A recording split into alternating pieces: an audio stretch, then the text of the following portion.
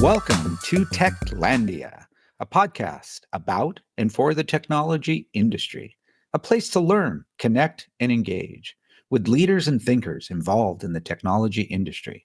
You can check us out at techoregon.org, Apple, Spotify, or wherever you listen. Thank you for listening. Thanks, and enjoy the show. Today, we're excited to have Mark L., who's the president of Get Benefits and the founder of Techworks, which is an organization that is now partnering with TAO in terms of benefits offerings on our show today. And as many of you know, we're now in the thick of benefits enrollment season, as well as year-end planning for a lot of our tech companies as we head into the end of 2023.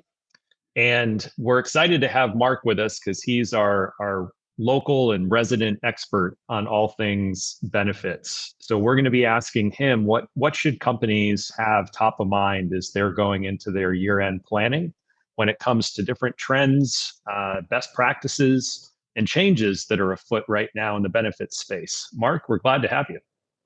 I'm excited to be here. I think that the partnership is going to really develop well with TAO and Techworks, and I'm very excited about what we can mutually do. And I'm happy to talk about how the different world of benefits is impacting all of us on a daily basis.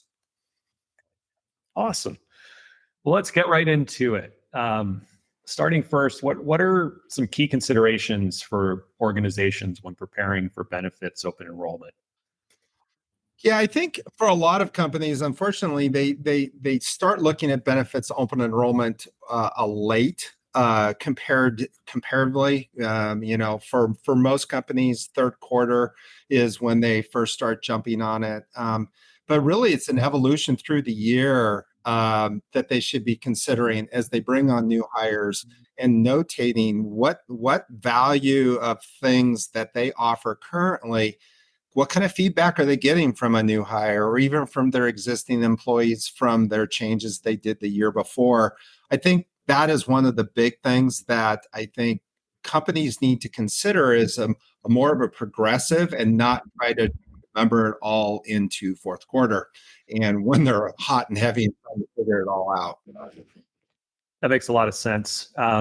With companies that are adding employees at different points of time, they've got both existing employees they need to be kind of soliciting input from, and then they also need to be thinking about how do they remain competitive for new folks that they're trying to recruit or onboard. And so I'm wondering, how can companies better ensure that their benefits packages, number one, remain competitive, but two, are also attractive to both current and potential employees during open enrollment? Yeah, as you evaluate, it can always be a challenging thing. We're always balancing the proverbial issues around cost and design, and that the thing that I've learned over the 29 plus years of doing this is that there's a lot more psychology to offering your benefits than you might think, and whether you're on a tighter budget or are able to actually invest more money into your benefits, you can structure them in a way that it can still be a very attractive set of benefits for that new hire or employee as they come in.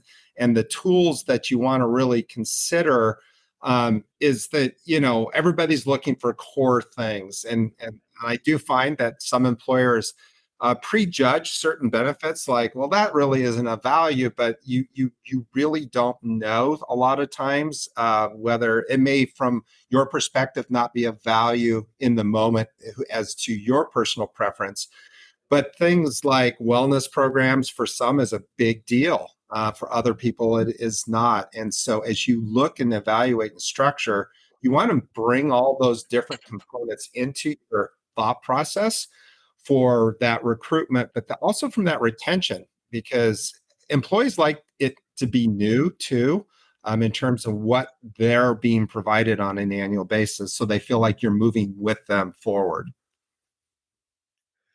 Well, what are some strategies that companies can use while trying to maintain valuable benefits, but also being sensitive to managing costs? Yeah, I think I think the first and foremost is choice. I think not only do employers, when you're considering your benefits package, one of the easier ways to try to structure your benefits is something that we do frequently within the tech market, which is a base and buy-up approach. And the reason I'm a huge fan of that, because everybody is a different consumer of healthcare. And when a company's trying to manage their budget, they're looking at this, if they want to be able to offer a $500 deductible plan, but maybe they can only, pay for a $3,700 or $3,500 plan. And the beauty of this is that, you can give employees the choice and let them speak with their pocketbook by structuring it in a way that your contributions tend to be a little higher on that base plan because it isn't as expensive. And then employees have that opportunity to buy up with their own dollars. And the great thing about that is that if you just offer simply the higher deductible plan, you put yourself in the situation of a lot of people not appreciating or needing to utilize it, and you're paying out money that doesn't allow you maybe potentially to do other types of benefits and that. So I think that's a real key strategy, is that not just assuming that somebody needs more or less in terms of a deductible or something of that nature, and really design it with that thought in mind. So one way I look at that is customization is important, and also flexibility from the employer's standpoint. So what role do those play in tailoring benefits offerings to the specific needs and preferences, really, of employees during open enrollment? Yeah, so that customization, when you're evaluating it, it has a lot to do with the marketplace of who you're competing against. Okay.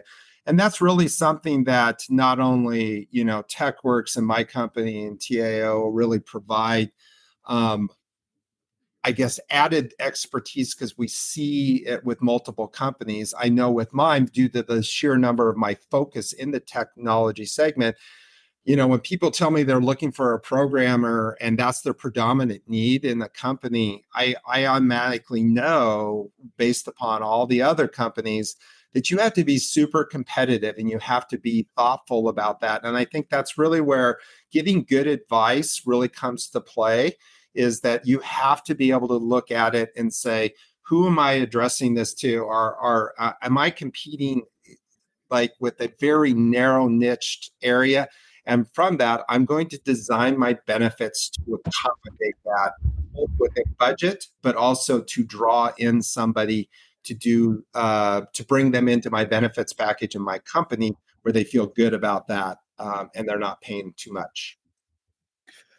What are some ways that HR professionals, business owners can more effectively communicate and provide info about benefits offerings to their employees, considering that there is, some variability right across a base of employees?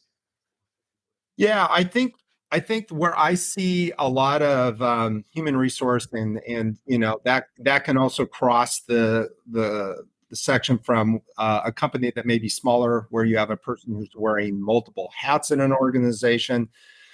The biggest thing that people are choosing to look at doing with their benefits at that time, I really am always looking at, okay, this new hire is coming on. Am I really selling my benefits?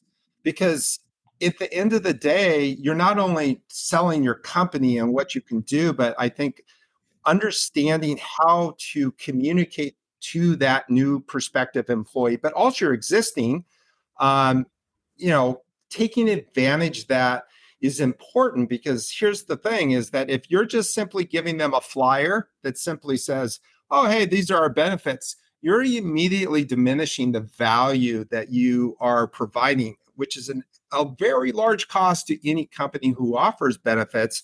So the way I look at it is that if you really want to communicate and really connect with somebody, very few HR people that I come across really sit down in a way that they're selling their benefits. And drawing out features of their benefits that are a big deal to other maybe employees of the company. So that process from the very beginning, it's more about it's no different than selling maybe the service or product you work with at your company. You got to turn that around as an HR person and understand your benefits package. You have to be selling it. It's not a flyer that you just simply hand out. That makes so much sense. It's like, how do you take more of a customer success approach to making sure that people on your team are aware of all the valuable benefits that you do have as a company? It's, I can totally see a company being very good at that when it comes to their software offering, for example, and then forgetting to do it internally with their own folks. Yep, absolutely. Absolutely. And I do know that as we talk about these things, I think one of the challenges that people in executive positions and that are challenged with is kind of knowing some of these things and where do you aggregate these things together? And it's an area that we all mutually are working on behalf of the technology market segment in an upcoming event, which is December 7th, which is geared strictly towards owners, operations people, and HR, and how do you bring these different pieces together? So I'm excited because I know Tao is participating and we are as well. It's hard in a very short period of time to communicate all this, and that's why I bring that up. It is going to be a great opportunity for people to really have a live interaction with experts that can further refine a lot of these ideas. I'm really looking forward to that event as well. I think it'll be a great offering, and yeah, I mean, shifting a little bit here in terms of our gears a bit to focus a little bit on risk. So, other than missing this event that we're planning in December, that's a risky proposition if you're doing your year-end planning, or you miss a lot of great info. Apart from that, setting that aside for a minute, are there some legal and compliance issues that folks should be keeping top of mind as they're structuring benefits during open enrollment? Yeah, so I think, again, no one likes to talk about compliance, but it's one of those areas that is a necessity. And I know our company articulates it every time we do our renewal with all of our clients, in that most people are not aware, no matter what their size is that if they're offering benefits, they have ERISA requirements and notification requirements, and all of these are in play. No one, and even though to be very honest, I get people who go, well, no one reads it. And at the end of the day, that's not the point. It's the requirement of the liability that comes with not doing compliance. And having done this as long as I have had conversations with 20 to 25 companies that either have been acquired or are acquiring another company. And the first thing that an attorney will ask of a company is, where are your compliance? Where are your ERISA documents? Are you up to date? Because it has such contingent liability. And there's ways to communicate it easily through different types of systems and that. But I find the biggest challenge is most people get caught up in, designing their benefits, and they leave that on the side, and it's something that just grows over time in terms of a liability. I was wondering if you could share some examples of successful benefit strategies that companies have used or implemented during open enrollment, specifically to boost employee satisfaction and retention. Yeah, I think there's a couple of areas that you can do. And it's actually a few of them are not necessarily insurance related, to be honest. One of those is in the area of how are you really using your pretax, I call them tools. What they are is part of flexible spending or childcare, where you can do things and pay for things on a pre-tax basis. Being able to take advantage of that and structuring your benefits around utilizing those tools, I think, is something that gets overlooked by a lot of companies. Everybody gets like, oh, I have this medical plan, I have this dental plan, I have this vision plan. I'll share with you what I do here at my company, and I've done it for others as well. Our flex plan, I do a matching program here whereby every dollar an employee puts into their plan, I match it dollar for dollar up to the first $1,000. Well, why is that important? Well, in this particular case, the flex plan is the most easy way for you to customize your benefits for your employees. What happens if you have an employee who uses a lot of mental health and their provider is not in network? How do you help that employee? Or how about the employee whose alternative care provider could be in or out of network, but they need a lot more services than your plan provides? How do you help them? So with this type of approach, you can really fine tune it in such a way that employers can take advantage of allowing their employees the maximum flexibility for themselves and their family, because you'll never be able to achieve that through insurance. No matter how much you layer onto it, it will never meet the standards of each person's unique situation. So it's my job, I think, to kind of to go where I'm about to with this next question, considering we're a technology trade association. But are there any technology solutions or platforms that can simplify the benefits administration and enrollment process for HR professionals? Yeah, I mean, there are a lot of different ones out there. And doing the job that I do on a daily basis, I come across a lot of different ones and have had purview of them. Probably if I would screen out what I would call the elite systems and processes. One of them is one that we utilize as Employee Navigator. It's one of the largest benefits broker portals. Really give employers from really any size assistance in managing, communicating, and enrolling in an effective way. But where I think the bigger tool comes into play is with the Techworks strategic partner, Paylocity. Their systems around communication from for the employee from onboarding, from the first time you send out when you're recruiting that person and how you interact with them.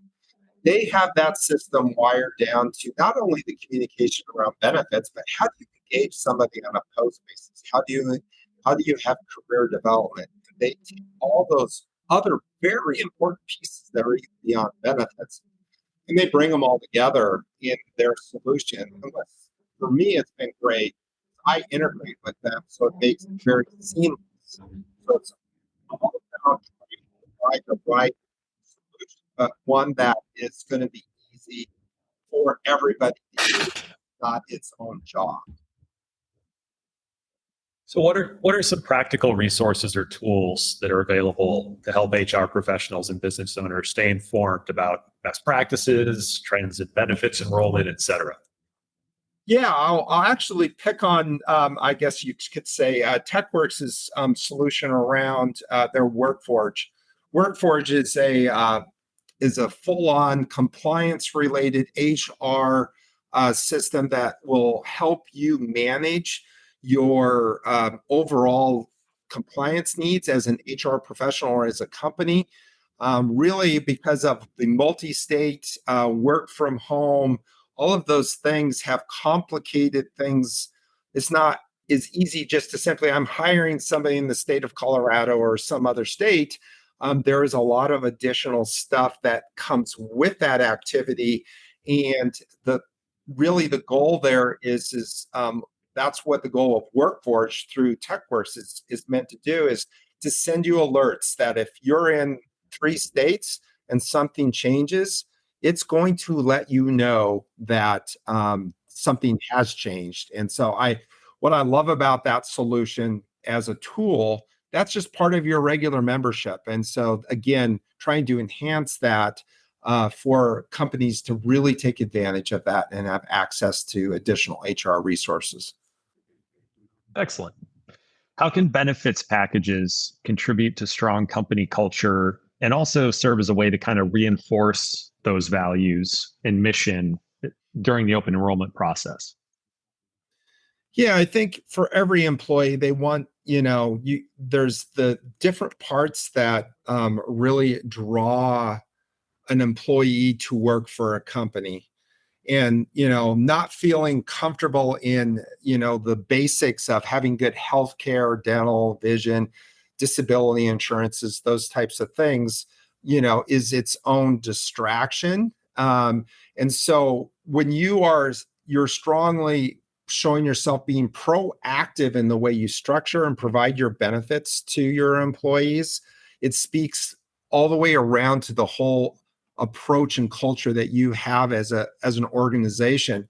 Because I've seen, because of the amount of companies I do business, I've seen both sides of that, where you can tell instantly when you interact that the employees feel like, well, I'm just being told this, and they don't feel engaged with their benefits package, let alone the culture that is the company. So those two can really feed each other in a way that your benefits and how you structure them and how you emphasize them, they are not just a passing in the night kind of thing, because it reflects immediately back to employees' attitudes about other things that the company's doing as well. Perfect. So one thing that a lot of organizations within our membership have kind of mentioned or shared in the last couple of months is just how much costs have been going up with certain types of benefits, especially HR, and they're always looking for ways that they can kind of manage those costs effectively while still essentially offering best in class value when it comes to benefits to their employees. And so I'm wondering, what are some ways that companies can really take advantage of opportunities to learn more about how they can kind of chart those choppy waters and tailor the best benefits package for their organization? Yeah. I would say one of the reasons that I am focused in what I do is I recognize that it's difficult sometimes for companies really to distinguish themselves. And that is one of the reasons that I have been such an active participant with Techworks and their association-based plan. So the concept there is pretty simple for everybody to understand, is that we're taking the members and pooling them all together in a large pool that allows us to pretend, I guess you could say, that we are much larger as an employer rather than being a 20-man group where hundreds and hundreds of employees.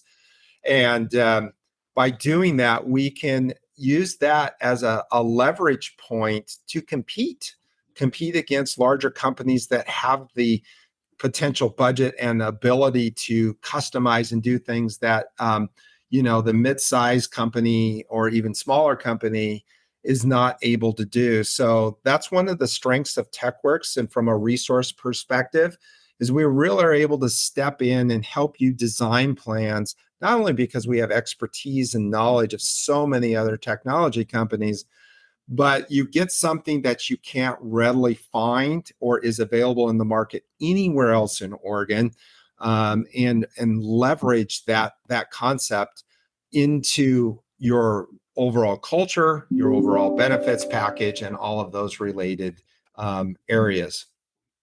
Perfect. So last but not least, if we've got some folks that are clamoring for more info as it relates to the benefits strategies and how to develop a great workplace environment, what ideas do you have for them? What would you suggest? Well, I think the first thing is that if you're available, and that is to be on the lookout for the upcoming summit. That is going to bring together a panel of individuals that have expertise on systems of communication for HR, from executive compensation and retirement within a company's benefits package, as well as how do you enhance a person's ability to grow in their position, from training to education around that. All these people will be in the same room, and you'll have an opportunity to ask questions and interact with this panel. And that's why I will be of one of those individuals on that panel. And I think that really allows you to focus and get a lot of your questions answered at one time about a lot of varying things. As it pertains to my world, which is the benefits world, you can certainly reach out to Techworks at mytechworks.org, and they can connect you, or you can reach out to Get Benefits, and we are happy to help you learn more about how the association can help you grow your benefits, save you money, and really enhance the overall approach that you take towards your benefits. Perfect. Well, thanks, Mark, for taking some time to spend with us and share your knowledge. We appreciate it and look forward to seeing you again coming up here in December for the summit. Well, I, again, appreciate you guys taking the time to have me on board here, and I'll look forward to future interactions. Thanks so much.